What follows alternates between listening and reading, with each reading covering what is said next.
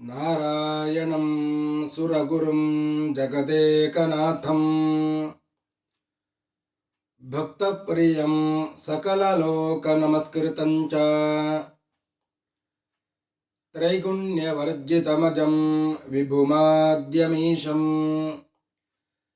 ವಂದೇ ಭವಗ್ನಮಮರಾಸುರಸಿದ್ಧವಂದ್ಯಂ ನಾರಾಯಣಂ ನಮಸ್ಕೃತ್ಯ ನರಂ ಚೈವ ನರೋತ್ತಮಂ ದೇವೀಂ ಸರಸ್ವತೀಂ ವ್ಯಾಸಂ ತತೋ ಜಯಮುದೀರಯೇ. ಶ್ರೀ ಗುರುಭ್ಯೋ ನಮಃ.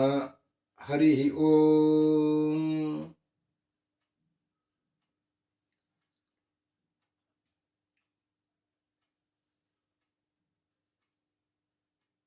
ವಿದುರನಲ್ಲಿ ಧೃತರಾಷ್ಟ್ರ ನನಗೆ ಬ್ರಹ್ಮವಿದ್ಯೆ ಬೇಕು, ಆಧ್ಯಾತ್ಮಿಕವಾದ ಜ್ಞಾನವನ್ನು ನಾನು ಪಡಿಬೇಕು, ನೀನೇ ಉಪದೇಶ ಮಾಡು ಅಂತ ಕೇಳಿದಾಗ, ನಿನಗೆ ಉಪದೇಶ ಮಾಡಲು ನಾನು ಅರ್ಹನಲ್ಲ, ಸನತ್ ಕುಮಾರರು ಸನತ್ಸುಜಾತರು ಇದ್ದಾರೆ, ಅವರು ನಿನಗೆ ಉಪದೇಶ ಮಾಡುತ್ತಾರೆ, ಅವರನ್ನು ಕರಿತೇನೆ ಅಂತ ವಿದುರ ಮನಸ್ಸಿನಲ್ಲಿ ಸ್ಮರಿಸಿದ. ಸನತ್ಸುಜಾತರು ಬಂದರು. ಅವರಿಗೆ ಅರ್ಘ್ಯಪಾದ್ಯಾದಿಗಳನ್ನೆಲ್ಲ ಕೊಟ್ಟು ಅವರಲ್ಲಿ ಪ್ರಶ್ನೆಯನ್ನು ಕೇಳುತ್ತಾ ಇದ್ದಾನೆ ಧೃತರಾಷ್ಟ್ರ. ತತೋ ರಾಜ ಧೃತರಾಷ್ಟ್ರೋ ಮನೀಷಿ ಸಂಪೂಜ್ಯಂ ತಂ ಧರ್ಮಭೃತಾಂ ವರಿಷ್ಠಂ ಸನತ್ಕುಮಾರಂ ರಹಿತೆ ಮಹಾತ್ಮ ಪಪ್ರಚ್ಛ ಬುದ್ಧಿಂ ಪರಮಾಂ ಬುಭೂಷನ್. ಸಂಪೂಜ್ಯ ತಂ ಧರ್ಮಭೃತಾಂ ವರಿಷ್ಠಂ. ಸನತ್ ಸುಜಾತರು ಬಂದರು. ಧರ್ಮವನ್ನ ಧರಿಸಿದ, ಧರ್ಮವೇ ಮೂರ್ತಿಮತ್ತಾಗಿ ಬಂದಂತಹ ಅವರನ್ನ ಸಂಪೂಜ್ಯ ಪೂಜೆಯನ್ನೆಲ್ಲ ಮಾಡಿ ಸತ್ಕರಿಸಿ, ಪಪ್ರಚ್ಛ ಬುದ್ಧಿಂ ಪರಮಾಂ ಬುಭೂಷನ್.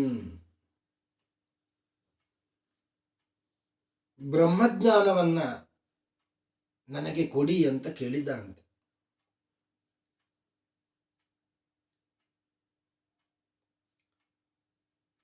ಶ್ರೇಷ್ಠವಾದ ಜ್ಞಾನವನ್ನ ಹೊಂದಬೇಕು ಅಂತ ಮನಸ್ಸಾಯಿತು. ಏನು ಪ್ರಶ್ನೆ ಮಾಡಿದ? ಸನತ್ ಸುಜಾತ ಯದಿಮಂ ಶೃಣೋಮಿ ಮೃತ್ಯುರಿಹಿ ನಾಸ್ತಿ ತವೋಪದೇಶಂ ದೇವಾಸುರಾಭ್ಯಂತರಚಾರಿಣಸ್ತೆ ಅಮೃತ್ಯವೇ ತತ್ ಕತರನ್ನು ಸತ್ಯಂ. ಸನತ್ಸುಜಾತರೇ, ನೀವು ಒಂದು ಮಾತನ್ನ ಯಾವಾಗಲೂ ಹೇಳ್ತಾ ಇರ್ತೀರಿ ಅಂತೆ. ಮೃತ್ಯುರಿಹಿ ನಾಸ್ತಿ, ಮೃತ್ಯು ಇಲ್ಲ ಅಂತ ಹೇಳ್ತೀರಿ. ಇದು ನನಗೆ ವಿದುರ ಹೇಳಿದ್ದು. ಸನತ್ ಕುಮಾರರು ಹೀಗೆ ಹೇಳುತ್ತಾರೆ, ಮೃತ್ಯುರಿಹಿ ನಾಸ್ತಿ, ಮೃತ್ಯು ಇಲ್ಲ ಅಂತ ಸನತ್ ಕುಮಾರರು ಹೇಳುತ್ತಾರೆ ಅಂತ ನಾನು ಕೇಳಲ್ಪಟ್ಟಿದ್ದೇನೆ. ಯದಿಮಂ ಶೃಣೋಮಿ, ವಿದುರ ಹೇಳಿದ್ದು, ನೀವು ಹೀಗೆ ಹೇಳುತ್ತೀರಿ ಅಂತೆ. ಆದರೆ ಇದು ಹೇಗೆ ಸಾಧ್ಯ? ಮೃತ್ಯು ಇಲ್ಲ ಅಂದರೆ ಎಷ್ಟೋ ಜನ ಮೃತ್ಯು ಬೇಡ ಅಂತ ಹೇಳ್ತಾ ಇದ್ದಾರೆ. ಏನೆಲ್ಲ ಮಾಡಿದ್ದಾರೆ, ಮೃತ್ಯು ಬರಬಾರದು, ಮರಣ ಬರಬಾರದು ಅಂತ. ನೀವು ನೋಡಿದರೆ ಮೃತ್ಯು ಇಲ್ಲ ಅಂತ ಹೇಳ್ತಾ ಇದ್ದೀರಿ. ಹೇಗೆ ಅದು? ಹೇಗೆ ಸಾಧ್ಯ? ದೇವಾಸುರಾಭ್ಯಂತರ ಚಾರಿಣಸ್ತೆ, ದೇವತೆಗಳು ಅಸುರರು ಎಷ್ಟೆಲ್ಲ ಕಷ್ಟಪಟ್ಟಿದ್ದಾರೆ ಮೃತ್ಯು ಬರಬಾರದು ಅಂತ.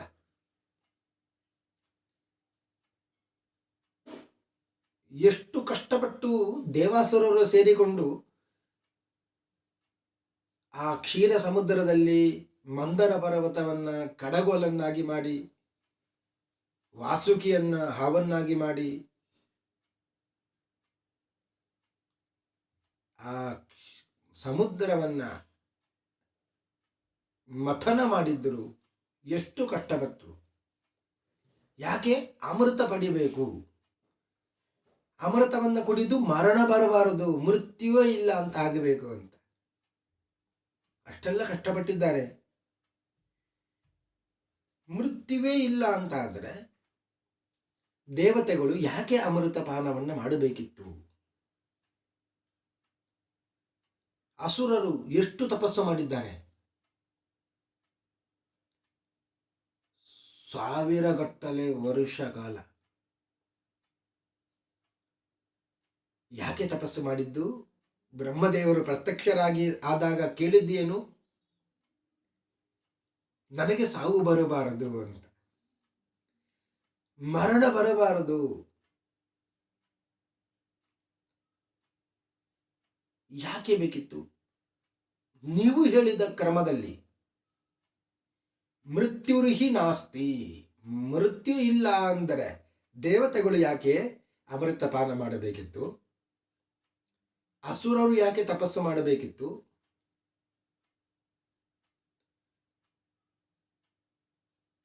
ಯಾವುದು ಸತ್ಯ? ಅದರಲ್ಲಿ ಕೂಡ ಒಂದು ಉಪನಿಷತ್ತಿನಲ್ಲಿ ಒಂದು ಮಾತು ಬರ್ತದೆ.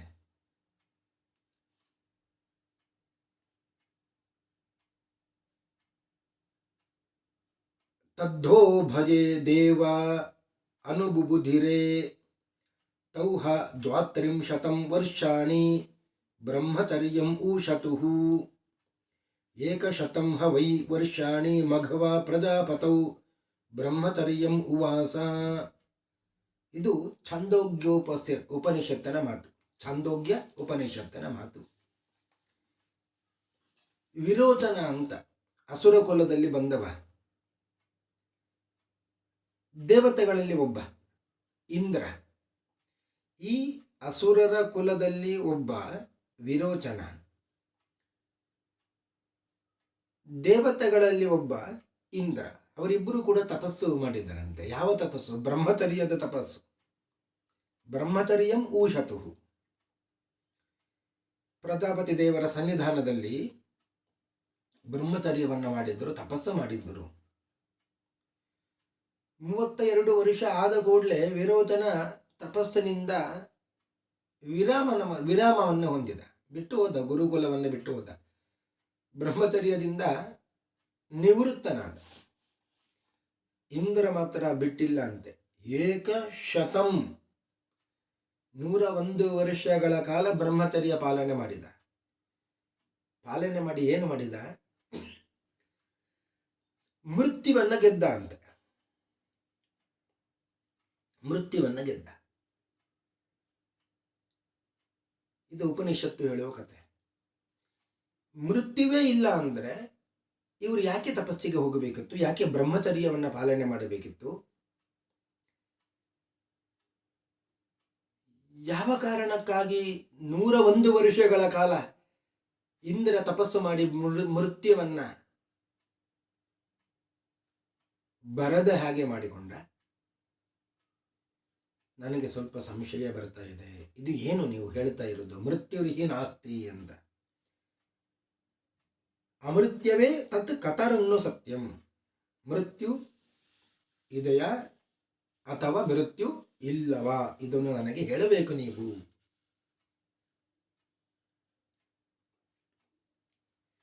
ಆಗ ಸನತ ಸುಜಾತರು ಧೃತರಾಷ್ಟ್ರನ ಸಂಶಯವನ್ನು ಪರಿಹಾರ ಮಾಡ್ತಾ ಇದ್ದಾರೆ. ಅಮೃತ್ಯು ಕರ್ಮಣ ಕೇಚಿತ್ ಮೃತ್ಯುರ್ನಾಸ್ತೀತಿ ಚಾಪರೇ ಶೃಣು ಮೇ ಬ್ರುವತೋ ರಾಜನ್ ಯಥೈ ತನ್ಮಾ ವಿಶಂಕಿತ. ನಿನಗೆ ಸಂಶಯ ಬಂದಿದೆ, ಈ ಸಂಶಯವನ್ನು ನಾನು ಪರಿಹಾರ ಮಾಡುತ್ತೇನೆ. ಕೆಲವರು ಮೃತ್ಯು ಇದೆ ಅಂತ ಹೇಳ್ತಾರೆ. ಮೃತ್ಯು ಇದೆ, ಆದರೆ ತಪಸ್ಸು ಮೊದಲಾದ ಕರ್ಮಾನುಷ್ಠಾನದಿಂದ ಅದನ್ನು ಪರಿಹಾರ ಮಾಡಿಕೊಳ್ಳಬಹುದು. ಅಮೃತ್ಯು ಕರ್ಮಣ ಕೇಚಿತ್, ಇದು ಕೆಲವರು ಹೇಳುವುದು. ಮೃತ್ಯು ಇದೆ, ಆದರೆ ಅದನ್ನು ಸತ್ಕರ್ಮಾನುಷ್ಠಾನದಿಂದ ಪರಿಹರಿಸಿಕೊಳ್ಳಬಹುದು. ಮೃತ್ಯು ನಾಸ್ತಿ ಇತಿ ಚಾಪರೆ, ಕೆಲವರಿದ್ದಾರೆ ಅವರು ಮೃತ್ಯುವೇ ಇಲ್ಲ ಅಂತ ಹೇಳ್ತಾರೆ. ಈ ಎರಡು ವಿಷಯದಲ್ಲಿಯೂ ಕೂಡ ನಿನಗೆ ನಾನು ಹೇಳಿ ಸಮಾಧಾನವನ್ನು ಹೇಳಿ ಸಂಶಯ ಪರಿಹಾರ ಮಾಡುತ್ತೇನೆ, ಸರಿಯಾಗಿ ಕೇಳು. ಉಭಯ ಸತ್ಯೇ ಕ್ಷತ್ರಿಯಾದ್ಯ ಪ್ರವೃತ್ತೆ ಮೋಹೋ ಮೃತ್ಯು ಸಮ್ಮತೋಯ ಕವೀನಾಂ. ಉಭಯ ಸತ್ಯೇ, ಎರಡೂ ಕೂಡ ಸತ್ಯವಾದದ್ದೇ. ಮೃತ್ಯು ಇದೆ, ಅದನ್ನು ಅಮೃತ್ಯು ಕರ್ಮಣ, ಸತ್ಕರ್ಮಾನುಷ್ಠಾನದಿಂದ ಪರಿಹರಿಸಿಕೊಳ್ಳಬಹುದು ಅಂತ ಒಂದು ಮತ. ಇದು ಸತ್ಯ. ಇನ್ನೊಂದು ಮೃತ್ಯುವೇ ಇಲ್ಲ ಅಂತ, ಮೃತ್ಯು ನಾಸ್ತಿ ಇತಿ ಚಾಪರೆ, ಮೃತ್ಯು ಇಲ್ಲ. ಎರಡೂ ಸತ್ಯವೇ, ಎರಡೂ ಸತ್ಯ. ನಾನು ಮೃತ್ಯು ಇಲ್ಲ ಅಂತ ಹೇಳಿದೆ, ಯಾವ ಅರ್ಥದಲ್ಲಿ ಹೇಳಿದೆ ಅದನ್ನು ನಾನು ನಿನಗೆ ಹೇಳ್ತೇನೆ. ಮೃತ್ಯು ಅಂದರೆ ಏನು, ನಾನು ಮೃತ್ಯು ಅಂದರೆ ಏನನ್ನ ಹೇಳ್ತೇನೆ. ಪ್ರಮಾದಂ ವೈ ಮೃತ್ಯುಮಹಂ ಬ್ರವೀಮಿ, ಸದಾ ಅಪ್ರಮಾದಂ ಅಮೃತತ್ವಂ ಬ್ರವೀಮಿ. ನಾನು ಈ ಮೃತ್ಯು ಅಂದರೆ ಪ್ರಮಾದ ಅಂತ ಹೇಳ್ತೇನೆ. ಮೃತ್ಯು ಅಂದರೆ ಪ್ರಮಾದ, ಅಪ್ರಮಾದ ಅಂದರೆ ಅಪ್ರಮಾದಂ ಅಮೃತತ್ವಂ. ಅಪ್ರಮಾದ ಅಂದರೆ ಅಮೃತ. ಮೃತ್ಯು ಅಂದರೆ ಪ್ರಮಾದ, ಅಮೃತ್ಯು ಅಂದರೆ ಅಪ್ರಮಾದ. ಇದು ನಾನು ಹೇಳುವಂಥದ್ದು. ಏನು ಪ್ರಮಾದ ಅಂದರೆ, ಮೃತ್ಯು ಹೇಗೆ? ಪ್ರಮಾದ ಅಂದರೆ ಸಂಸಾರ. ಈ ಸಂಸಾರ ಎಂಬುದು ಮೃತ್ಯು. ಅರ್ಥಾತ್ ಪ್ರಮಾದ ಅಂದರೆ ಮಿಥ್ಯಾಜ್ಞಾನ, ಸರಿಯಾಗಿ ತಿಳಿಯದೇ ಇರುವಂಥದ್ದು, ಇದೇ ಮೃತ್ಯು. ಅಥವಾ ಅನ್ಯಥಾ ಜ್ಞಾನ, ಏನೋ ಒಂದು ತಿಳ್ಕೊಂಡು ಬಿಡುವುದು. ಭಗವಂತ ಅವ ಹೇಗೆ ಗುಣ ಪರಿಪೂರ್ಣ ಅಂತ ಇರುವಂಥದ್ದು, ಅವನಲ್ಲಿ ದೋಷ ಇದೆ ಎಂದು ತಿಳಿಯುವಂಥದ್ದು. ಹೇಗಿದೆ ಹಾಗೆ ತಿಳಿಕೊಳ್ಳದೇ ಇರುವಂಥದ್ದು ವಿಪರೀತ ಜ್ಞಾನ, ಬೇರೆ ಏನೋ ತಿಳ್ಕೊಂಡು ಬಿಡು. ಮಿಥ್ಯಾಜ್ಞಾನ, ಅನ್ಯಥಾ ಜ್ಞಾನ, ವಿಪರೀತ ಜ್ಞಾನ, ಅಜ್ಞಾನ, ಇದೇ ಪ್ರಮಾದ. ಭಗವಂತ ಅವ ಪರಮಾತ್ಮ, ಈ ಜೀವಾತ್ಮ. ಅರ್ಥಾತ್ ನಾನು ಮತ್ತು ಭಗವಂತ ಒಂದೇ ಅಂತ ತಿಳ್ಕೊಳ್ಳುವ. ನಾನೇ ಸ್ವತಂತ್ರ ಕರ್ತೃ ಅಂತ ತಿಳ್ಕೊಳ್ಳುವಂಥ.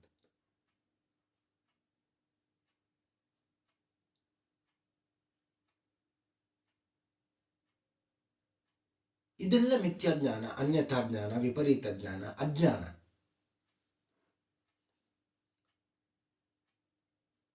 ಇಂತಹ ಜ್ಞಾನ ಇದ್ದರೆ ಅವ ಯಾವಾಗಲೂ ಸಂಸಾರದಲ್ಲಿಯೇ ಇರ್ತಾನೆ.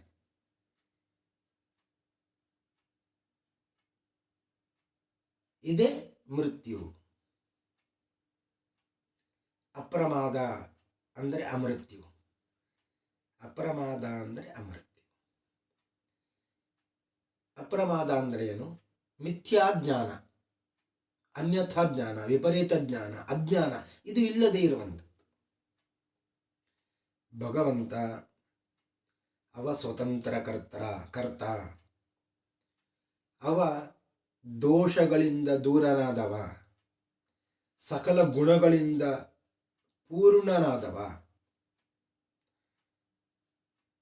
ನಾನು ಬೇರೆ, ಅವ ಬೇರೆ. ನನಗಿಂತಲೂ ಅವ ಉತ್ತಮೋತ್ತಮ ಸ್ಥಾನದಲ್ಲಿದ್ದಾನೆ, ಸರ್ವೋತ್ತಮನಾಗಿದ್ದಾನೆ. ಈ ವೇದಗಳು ಸತ್ಯ, ಕಣ್ಣಿಗೆ ಕಾಣುವ ಈ ಪ್ರಪಂಚ ಜಗತ್ತು ಅದು ಸತ್ಯ. ಇಂತಹ ಸತ್ಯವಾದ ಪ್ರಪಂಚವನ್ನು ಸೃಷ್ಟಿ ಮಾಡಿದವ ಭಗವಂತ, ಅವನು ಸತ್ಯ. ಅವನನ್ನು ಕೊಂಡಾಡುವಂತಹ ವೇದಗಳು ಅದು ಸತ್ಯ.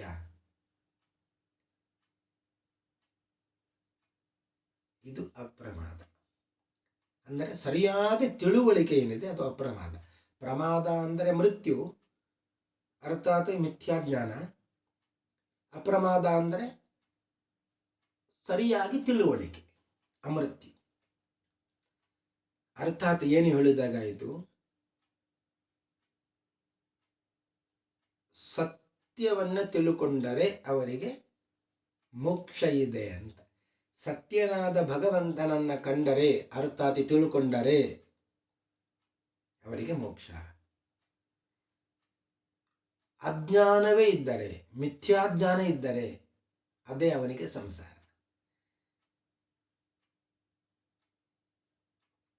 ಸನತ್ ಸುಜಾತರು ಹೇಳಿದ್ರು, ನಾನು ಹೇಳಿದ್ದು ಮೃತ್ಯು ಅಂದರೆ ಈ ಪ್ರಮಾದ. ಅದು ಇಲ್ಲ ಅಂತ ಹೇಳಿದೆ ಅಂದರೆ ಏನು ಅರ್ಥ?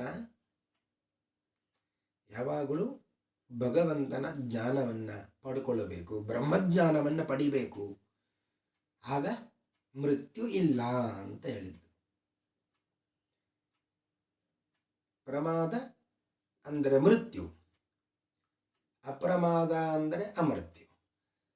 ಪ್ರಮಾದ ಅಂದರೆ ಅಜ್ಞಾನ, ಅಪ್ರಮಾದ ಅಂದರೆ ಸತ್ಯವಾದ ಜ್ಞಾನ, ಸತ್ಯವಾಗಿ ತಿಳುವಳಿಕೆ, ಇದ್ದದ್ದನ್ನು ಇದ್ದ ಹಾಗೆ ತಿಳುಕೊಳ್ಳುವಂಥದ್ದು. ಇದೇ ಮೋಕ್ಷ. ಯಾವಾಗ ಭಗವಂತನ ಜ್ಞಾನ, ಬ್ರಹ್ಮಜ್ಞಾನ ಆಯಿತೋ ಆಗ ಮೋಕ್ಷ. ಯಾರಿಗೆ ಭಗವಂತನ ಜ್ಞಾನ ಇದೆಯೋ, ಸತ್ಯವನ್ನು ತಿಳ್ಕೊಂಡಿದ್ದಾನೋ ಅವನಿಗೆ ಮೋಕ್ಷ. ಈ ಅರ್ಥದಲ್ಲಿ ನಾನು ಮೃತ್ಯು ಇಲ್ಲ ಅಂತ ಹೇಳಿದ್ದು. ಪ್ರಮಾದಾದುವ ಅಸುರಾಹ ಪರಾಭವನ್. ಹೀಗೆ ಪ್ರಮಾದದಿಂದಲೇ ಅಸುರರು ನರಕವನ್ನು ಹೊಂದಿದ್ದರು ಅಂತ. ಮಿಥ್ಯಾಜ್ಞಾನದಿಂದ ನರಕವನ್ನು ಹೊಂದಿದ್ದರು. ಅಪ್ರಮಾದಾತ್ ಬ್ರಹ್ಮಭೂತ ಅಸುರಾಶ್ಚ. ಅಪ್ರಮಾದಾತ್ ಸರಿಯಾದ ತಿಳುವಳಿಕೆಯಿಂದ, ಯಾರು? ಮುಖ್ಯ ಪ್ರಾಣದೇವರು. ಅವರೆಲ್ಲ ಸರಿಯಾದ ತಿಳುವಳಿಕೆಯಿಂದ ಈ ಜಗತ್ತು ಸತ್ಯ, ಭಗವಂತ ಸ್ವತಂತ್ರ ಕರ್ತ, ಭಗವಂತ ಗುಣಗಳಿಂದ ಪರಿಪೂರ್ಣನಾದವ, ಭಗವಂತನನ್ನು ತಿಳಿಸಲು ಹೊರಟಿರುವ ವೇದಗಳು ಸತ್ಯ, ಇದನ್ನೆಲ್ಲ ತಿಳ್ಕೊಂಡಿದ್ದರಿಂದಲೇ ಅವರಿಗೆ ಮೋಕ್ಷ ಆಯಿತು. ಬ್ರಹ್ಮಭೂತಾಹ ಸುರಾಶ್ಚ. ಅವರೆಲ್ಲ ಬ್ರಹ್ಮಭೂತರಾದರು. ಆದ್ದರಿಂದ ಮೃತ್ಯು ಇಲ್ಲ ಅಂತ ನಾನು ಹೇಳಿದ್ದು. ಭಗವಂತನ ಬಗ್ಗೆ ತಿಳುಕೊಂಡರೆ, ಬ್ರಹ್ಮಜ್ಞಾನವನ್ನು ಹೊಂದಿದರೆ ಅವರಿಗೆ ಮೃತ್ಯು ಇಲ್ಲ. ಈ ಅರ್ಥದಲ್ಲಿ ಮೃತ್ಯು ನಾಸ್ತಿ ಅಂತ ನಾನು ಹೇಳಿದ್ದು ಅಂತ ಸನತ್ ಸುಜಾತರು ಧೃತರಾಷ್ಟ್ರನಿಗೆ ಉಪದೇಶ ಮಾಡಿದ್ದರು ಎಂಬಲ್ಲಿಗೆ ಇವತ್ತಿನ ಉಪನ್ಯಾಸವನ್ನು ಮುಗಿಸ್ತಾ ಇದ್ದೇನೆ. ಶ್ರೀಕೃಷ್ಣಾರ್ಪಣಮಸ್ತು.